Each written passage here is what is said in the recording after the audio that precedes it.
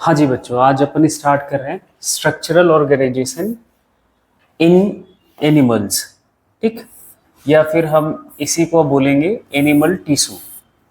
यहाँ इस चैप्टर में हम एनिमल टिश्यू को पहले डिस्कस करते हैं और कुछ एनिमल्स हैं जिसके बारे में अपन को उनकी एनाटॉमी एक्चुअली पढ़नी है।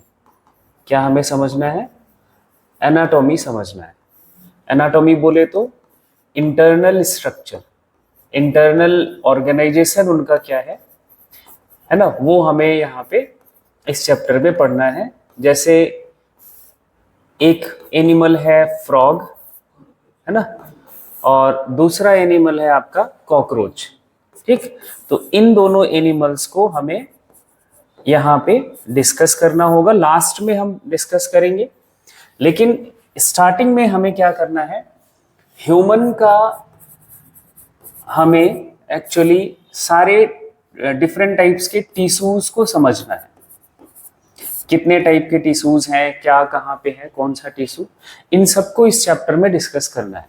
सबसे पहले टिश्यू की डेफिनेशन की बात करें तो हमने प्लांट टिश्यूज में जो डेफिनेशन लिखी है सेम वही होगा। ग्रुप ऑफ सेल्स जिनका structure, function and origin same हो, उनको हम बोलते हैं टिश्यू। यहाँ पे स्ट्रक्चर एंड फंक्शन डिफरेंट हो सकता है, लेकिन ओरिजिन हमेशा जो टिश्यू के सेल्स हैं, जैसे हमने मान लिया कि ये एक ग्रुप ऑफ सेल्स है ना, इनकी ओरिजिन हमेशा सेम होएगी। Origin is always same, origin जो होगा वो हमेशा सेम होगा, is always same.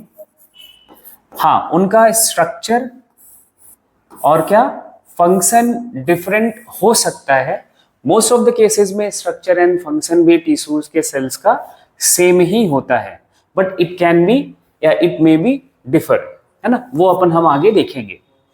Group of similar sales along with their intercellular substances perform a specific function and such organization is called tissue।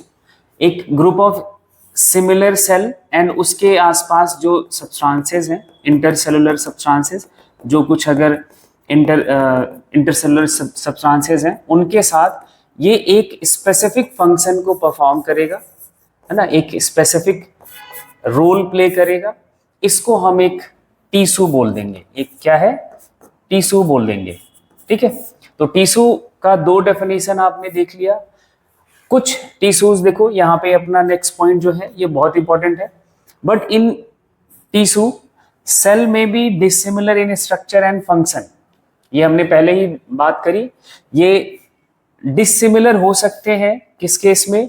Structure के case में and function के case में, लेकिन ओरिजिन के केस में ये हमेशा सेम ही होंगे, तभी हम उनको एक टिश्यू बोलेंगे। टिश्यू का मतलब ग्रुप ऑफ सेल, बट ये group of cell most of the cases में स्ट्रक्चरली एंड फंक्शनली सेम होते हैं, लेकिन हमेशा ओरिजिन उनकी सेम होती है। तो ये आपको ध्यान रखना है। नेक्स्ट पॉइंट है, हमने ये सेल और लेवल ऑफ ऑर्गेनाइजेशन पढ़ा हुआ है। सेल मिलकर क्या बना देता है? टिश्यू बना देता है। ठीक है, टिश्यू से ऑर्गन बनता है, ऑर्गन से ऑर्गन सिस्टम बनता है। क्या बनता है? ऑर्गन सिस्टम बनता है। ऑर्गन सिस्टम से ऑर्गेनिज्म बनता है। तो organ, organ system and organism. ठीक है, ये हमने ऑर्गेनाइजेशन देखा हुआ है। तो टिश्यू के बाद कौन सा स्ट्रक्चर बनेगा? डिफरेंट टिश्यूज मिलकर क्या बना देंगे? ऑर्गन। तो ऑर्गन क्या है?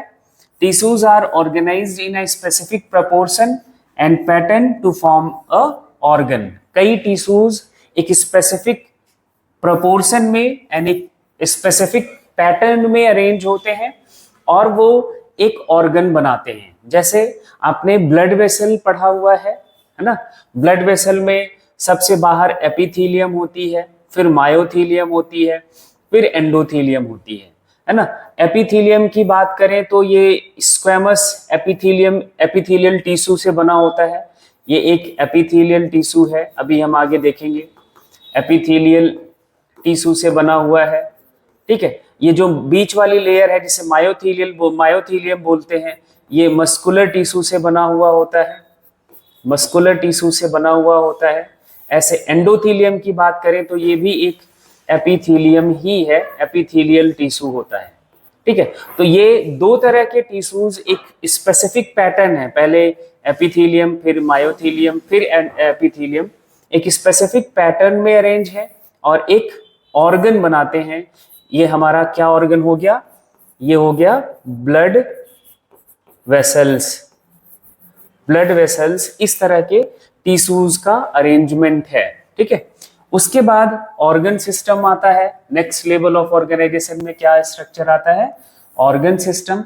जब ऑर्गन सिस्टम की बात करेंगे तो मतलब क्या हुआ, दो या दो से ज्यादा ऑर्गन एक कॉमन फंक्शन को परफॉर्म करें एंड इनका जो फिजिकल केमिकल इंटरेक्शंस करते हैं ये, एंड एक ऑर्गन सिस्टम बनाता है। जैसे आपने पढ़ा है, बहुत सारे ऑर्गन सिस्टम पढ़े हुए हैं 10th में, है ना। एक जैसे मैं नाम लूं, डाइजेस्टिव सिस्टम, ठीक है, डाइजेस्टिव सिस्टम, रेस्पिरेटरी सिस्टम, ठीक है, ऐसे आपने रेस्पिरेटरी सिस्टम पढ़ा है। इसी आपका सिलेबस है 11th का ही, एक्सक्रीटरी सिस्टम, ठीक, एक्सक्रीटरी सिस्टम। तो ऐसे आपने बहुत सारे सिस्टम की ह्यूमन फिजियोलॉजी में आपने डिस्कशन करा हुआ है, ठीक है। तो ऑर्गन्स मिलकर ऑर्गन सिस्टम बनाते हैं, एंड ये सब कुछ जो हम डिफरेंशिएशन देख रहे हैं that is for the division of labour. Division of labour क्या हुआ, that is actually divideation of या distribution of function to a distinct unit, या हम बात करें डिफरेंट यूनिट्स। जैसे सेल, कुछ स्पेसिफिक सेल एक स्पेसिफिक फंक्शन को परफॉर्म करे, टिश्यू ऑर्गन हमारा अलग अलग काम करता है। अलग अलग ऑर्गन सिस्टम में भी हमें स्पेशलाइजेशन दिखता है, जैसे डाइजेस्टिव सिस्टम डाइजेशन का काम, रेस्पिरेटरी सिस्टम रेस्पिरेशन का, एक्सक्रीटरी सिस्टम नाइट्रोजनस वेस्ट को रिमूव करने का। तो ये डिवीजन ऑफ लेबर है और ये हमें हर लेवल ऑफ ऑर्गेनाइजेशन में देखने को मिलता है, चाहे वो कोई ऑर्गेनिज्म सेलुलर लेवल का हो, चाहे टिश्यू लेवल का हो, चाहे आपका ऑर्गन या ऑर्गन सिस्टम लेवल का हो, ठीक है। अब हम टिश्यूज के टाइप्स की बात कर रहे हैं, एनिमल या ह्यूमन बीइंग के टिश्यूज के टाइप्स की बात करें, किसके बेसिस पर, इनका फंक्शन और स्ट्रक्चर के बेसिस पर बात करें तो 4 टाइप्स के हम टिश्यूज देखते हैं ह्यूमन बीइंग में, जिसमें से पहला टिश्यू है आपका एपिथेलियल टिश्यू। फर्स्ट जो हम बोलते हैं क्या है, एपिथेलियल टिश्यू या एपिथेलियम या एपिथेलियल टिश्यू। और एपिथेलियल टिश्यू हमारी बॉडी में हमेशा क्या करता है, कवरिंग बनाता है और प्रोटेक्टिव टिश्यू की तरह काम करता है। ये हमारी बॉडी का जो एक्सटर्नल कवरिंग है, सबसे बाहर स्किन भी हमारा एक एपिथेलियल टिश्यू ही है ना। जो इंटरनल ऑर्गन है उनके ऊपर की भी कवरिंग, या हम बात करें जो कोई भी ऑर्गन है, outer covering and inner covering epithelial tissue से ही बना हुआ होता है। तो एपिथेलियल टिश्यू हमेशा क्या करेगा, जैसे स्किन हमें प्रोटेक्शन देता है और इंटरनल ऑर्गन्स पे ये एज अ कवरिंग प्रेजेंट है। दूसरा टिश्यू है कनेक्टिव टिश्यू। कनेक्टिव वर्ड से ही समझ आ रहा है, ये दो टिश्यूज को कनेक्ट करता है। To connect the structure, provide support to the body and transport substances in the body, है ना। दो स्ट्रक्चर्स को कनेक्ट करता है एंड ट्रांसपोर्ट का भी काम करता है। ऐसे ह्यूमन बॉडी में ट्रांसपोर्ट हमारा सब्सटेंस करता है ब्लड, है ना। तो ब्लड भी एक कनेक्टिव टिश्यू है, ये हमें ध्यान रखना है। उसके बाद आता है तीसरा टिश्यू, मस्कुलर टिश्यू। और मस्कुलर टिश्यू का काम मसल से है। मसल्स आपने सबने सुना हुआ है, मसल्स हमारी बॉडी में, है ना। तो मस्कुलर टिश्यू ही है और मस्कुलर टिश्यू कॉन्ट्रैक्ट कर सकता है एंड इसी कॉन्ट्रैक्शन एंड एक्सपेंशन की वजह से हमारी बॉडी मूव कर पाती है, लोकोमोट कर पाती है, पोजीशन चेंज कर पाती है। तो मस्कुलर टिश्यू का काम कॉन्ट्रैक्शन एंड लोकोमोशन का है। And last one is the nervous tissue. Nervous tissue क्या करता है, ये जनरेट कर सकता है एंड कंडक्ट कर सकता है nerve impulse.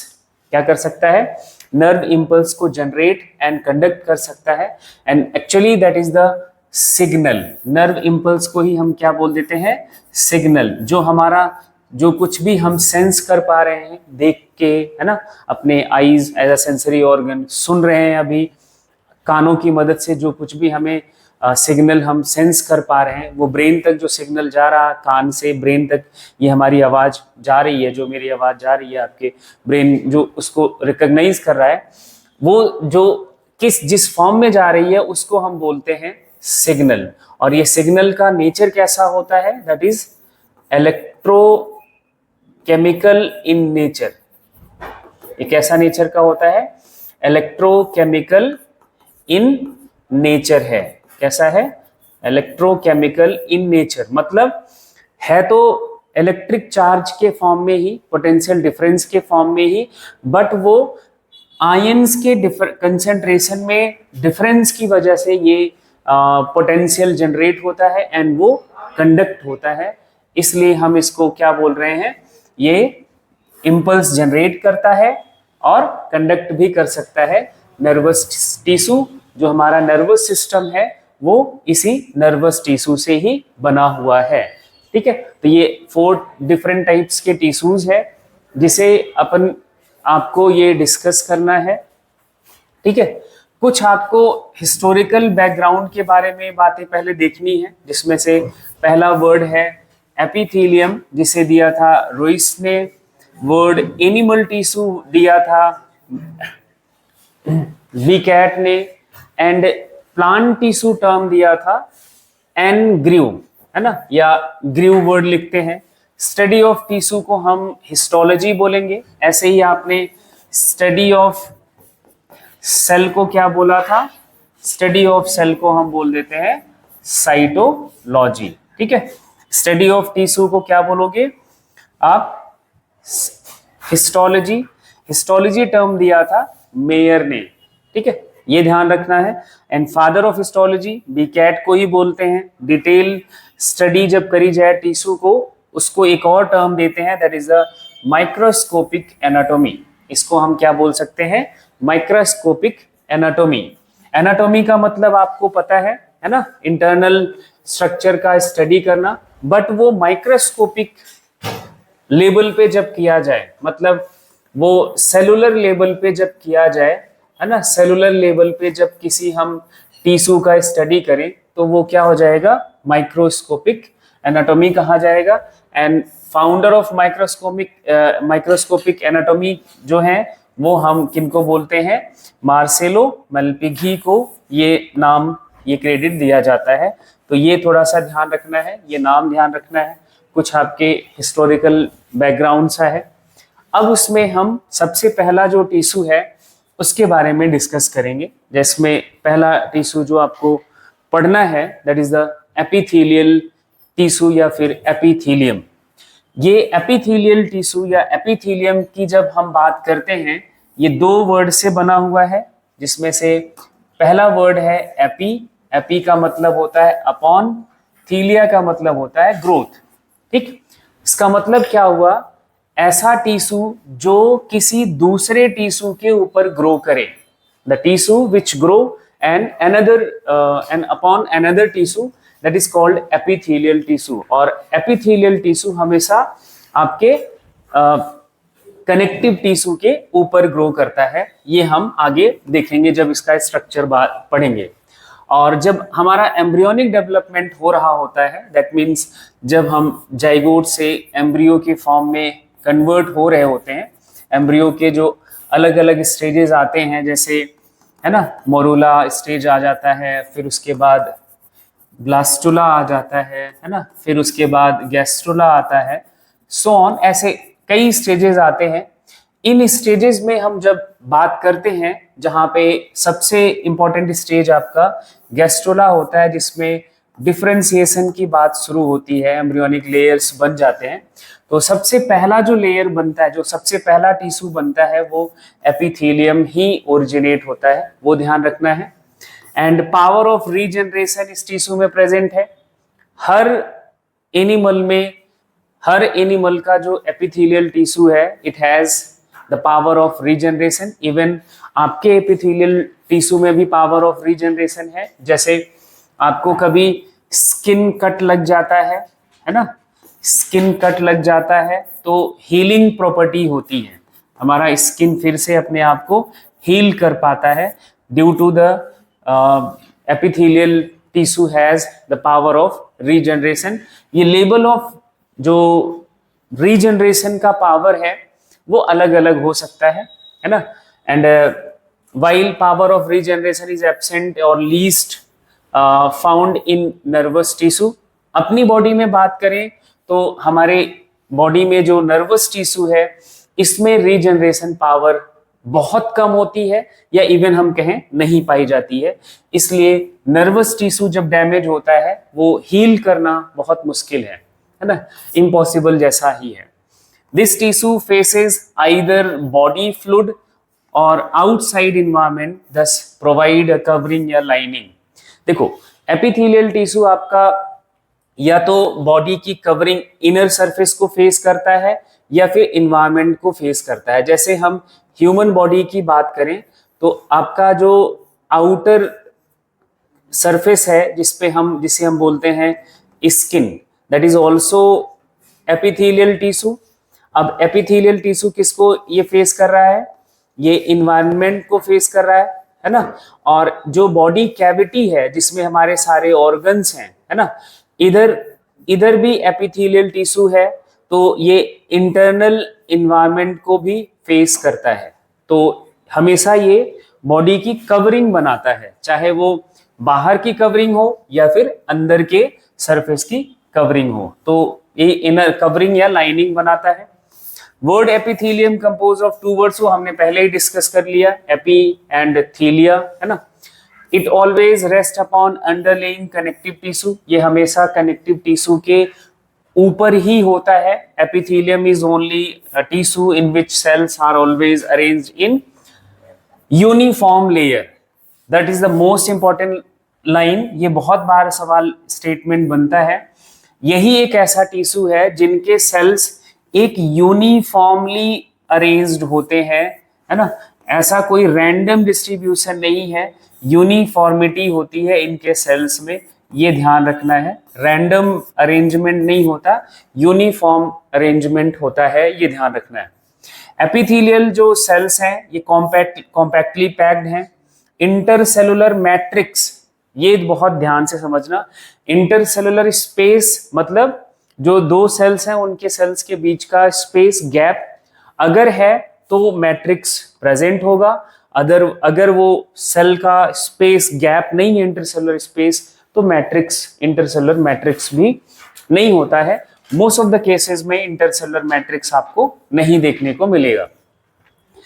Due to absence of intercellular space blood vessels इस टिश्यू में नहीं होती हैं, ब्लड वेसल की सप्लाई नहीं होती है, लिम्फ वेसल की सप्लाई नहीं होती है, कैपिलरीज इसमें नहीं पियर्स कर पाती हैं, कैपिलरीज की सप्लाई नहीं होती है ना। एंड ये जो हमारा टिश्यू है इसमें सर्कुलेशन एब्सेंट होता है, मतलब आपकी स्किन जो है, एपिथेलियल टिश्यू जो है वो उसमें सर्कुलेशन नहीं है, सर्कुलेटरी सिस्टम का सप्लाई नहीं है। फिर आपके दिमाग में ये आएगा कि इन सेल्स को जिंदा रहने के लिए न्यूट्रिएंट कौन देता है। तो न्यूट्रिएंट देने की जब बात आती है तो वो कनेक्टिव टिश्यू से न्यूट्रिएंट सप्लाई किया जाता है ना। तो इनके सेल्स को न्यूट्रिएंट सप्लाई करता है कनेक्टिव टिश्यू जो उनके नीचे होता है।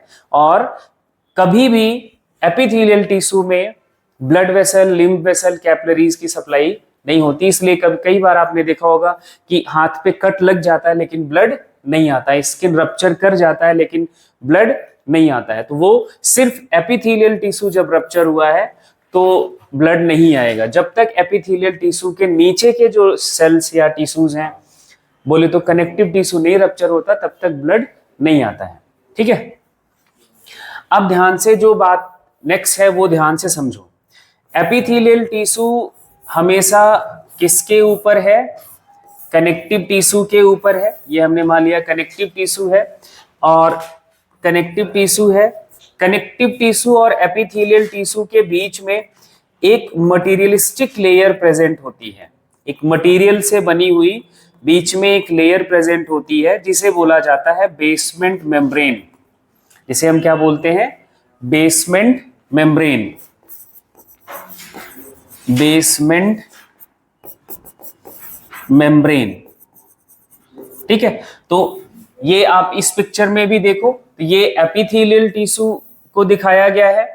इसके बाद यहाँ ये कनेक्टिव टिश्यू है, इसके बीच में जो ये लेयर है मटेरियल की बनी हुई, that is a basement membrane. इसको हम क्या बोलते हैं?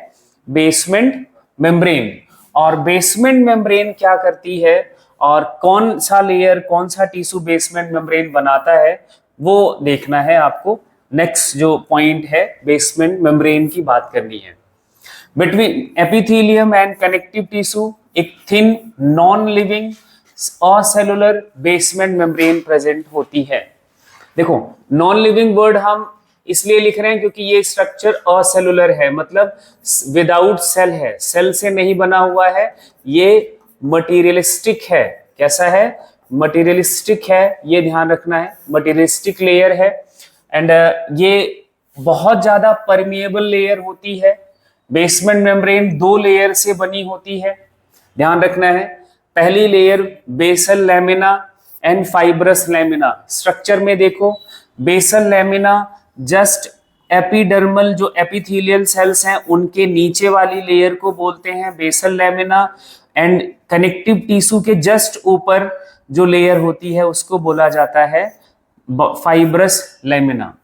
ठीक है, ये दोनों लेयर्स से बनी हुई होती है basement membrane.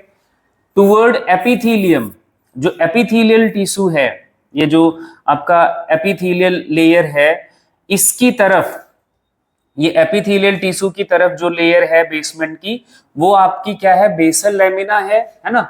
And made up of glycoprotein, ये ग्लाइकोप्रोटीन का बना हुआ होता है, एंड इसका सिक्रीशन एपिथेलियल सेल करता है। बेसल लैमिना का सिक्रीशन कौन करता है? एपिथेलियल सेल करता है। बेसल लैमिना का सिक्रीशन कौन करता है? एपिथेलियल सेल करता है। बहुत बार क्वेश्चन बनता है। And second layer is the fibrous lamina, ये कनेक्टिव टिश्यू की तरफ है एंड कोलेजन से बना हुआ होता है, रेटिकुलर फाइबर से बना हुआ होता है। एक म्यूकोपॉलीसैकेराइड के मैट्रिक्स में ये सस्पेंडेड होते हैं fibre, collagen fibre and reticular fibre present होते हैं किसमें? म्यूकोपॉलीसैकेराइड के मैट्रिक्स में। और म्यूकोपॉलीसैकेराइड के फॉर्म में जो एक केमिकल है हाइयालुरोनिक एसिड, ये आपका प्रेजेंट होता है, कार्बोहाइड्रेट है वो, एज अ यहाँ पे म्यूकोपॉलीसैकेराइड बना प्रेजेंट होता है, और ये कनेक्टिव टिश्यू की तरफ प्रेजेंट होता है। एंड इस लेयर को सिक्रीट करता है आपका कनेक्टिव टिश्यू, है ना। इसलिए जो हम बात कर रहे हैं बेसमेंट मेम्ब्रेन की, secreted by both epithelium and connective tissue. मतलब फाइब्रस लैमिना का सिक्रीशन कौन करता है? Connective tissue. कौन करता है? Connective tissue. और बेसल लैमिना का सिक्रीशन कौन करता है? Epithelial tissue. कौन करता है? Epithelial tissue. तो ये दोनों लेयर्स के बारे में आपको पता होना चाहिए, यही आपसे पूछा जाता है। और बहुत जो फेमस सवाल बनता है वो इस स्टेटमेंट पर बनता है कि बेसमेंट मेम्ब्रेन को कौन कौन सी लेयर सिक्रीट करती हैं, क्या ये दोनों लेयर से सिक्रीटेड, दोनों टाइप के टिश्यू से सिक्रीटेड है। तो आपको हमेशा बोलना है हाँ, एपिथेलियल टिश्यू भी सिक्रीट करता है, कनेक्टिव टिश्यू भी सिक्रीट करता है। एपिथेलियल टिश्यू सिक्रीट करता है बेसल लैमिना को, कनेक्टिव टिश्यू सिक्रीट करता है फाइब्रस लैमिना को। ये स्ट्रक्चर हो गया आपके किसका? एपिथेलियल टिश्यू का। ठीक है, बेसिक जो स्ट्रक्चर होता है एपिथेलियल टिश्यू का ये होता है। अब इसके बाद देखो, जो एपिथेलियल टिश्यू के सेल्स हैं, है ना, क्योंकि ये एपिथेलियल टिश्यू हमारी बॉडी का कवरिंग बनाता है, प्रोटेक्टिव कवरिंग बनाता है, इनर लाइनिंग या आउटर लाइनिंग बनाता है, तो इनके सेल्स जो एडजेसेंट सेल्स हैं, जैसे ये एक सेल है, इसके बगल वाली जो सेल है, इसके बगल वाली सेल है, इनके बीच बहुत अलग अलग तरह के, जैसा इनका फंक्शन होता है एपिथेलियल टिश्यू का, अलग अलग तरह के जंक्शंस पाए जाते हैं इनके बीच। यहाँ पे डिफरेंट टाइप्स के जंक्शन होते हैं। ये डिपेंड करता है कि उस एपिथेलियल टिश्यू का रोल क्या है, किस ऑर्गन में प्रेजेंट है ना, वो उसका क्या फंक्शन है, उन सारी बातों पर डिपेंड करता है। अब वो सारे जंक्शंस क्या क्या हैं इन जंक्शंस को हम यहाँ पे डिस्कस करने वाले हैं। कितने टाइप के जंक्शंस हमें देखने को मिलते हैं एपिथेलियल टिश्यू के सेल्स के बीच जो जंक्शंस होते हैं। पहला जंक्शन है आपका इंटरडिजिटेशन, दूसरा जंक्शन है अडियरेंस, तीसरा जंक्शन है tight junction and last one is the gap junction. ये 4 तरह के जंक्शंस हैं। इस जंक्शन को बोला जाता है इंटरसेलुलर जंक्शन। मतलब क्या हुआ, जंक्शन बिटवीन एडजेसेंट सेल्स, है ना। यहाँ पे आप लिख सकते हो junction between adjacent sales. Adjacent sales के बीच जो जंक्शन है that is called intercellular junction, और ये प्रोवाइड करता है स्ट्रक्चरल एंड फंक्शनल स्ट्रेंथ को, या एक स्ट्रक्चरल एंड फंक्शनल जो लिंक है इंडिविजुअल सेल का एपिथेलियल टिश्यू के, उसको स्टेबलाइज करता है। और एपिथेलियल टिश्यू का जो फंक्शन है वो उस जंक्शन पर डिपेंड करता है। जैसे पहला जंक्शन है इंटरडिजिटेशन। इंटरडिजिटेशन वर्ड से ही समझ आ रहा है। इंटरडिजिटेशन, डिजिट वर्ड हम फिंगर के लिए लिखते हैं, है ना। इंटरडिजिटेशन में क्या होता है, एडजेसेंट सेल, जैसे मान लो एक सेल की सरफेस ये है ना, इस तरह से मॉडिफाई हो जाएगी। दूसरी जो सेल होगी, मैं कलर चेंज कर दे रहा हूं, दूसरी जो सेल होगी इसी के हिसाब से वो आउटग्रोथ डेवलप करेगी और इसमें एंटर कर जाएगी जस्ट लाइक अ फिंगर, है ना। तो ये अब देखो, तो ये इसका फिंगर लाइक स्ट्रक्चर इस सेल का हो गया। अब और इधर से देखोगे दूसरे सेल का, तो ये हो गया इसका फिंगर लाइक स्ट्रक्चर।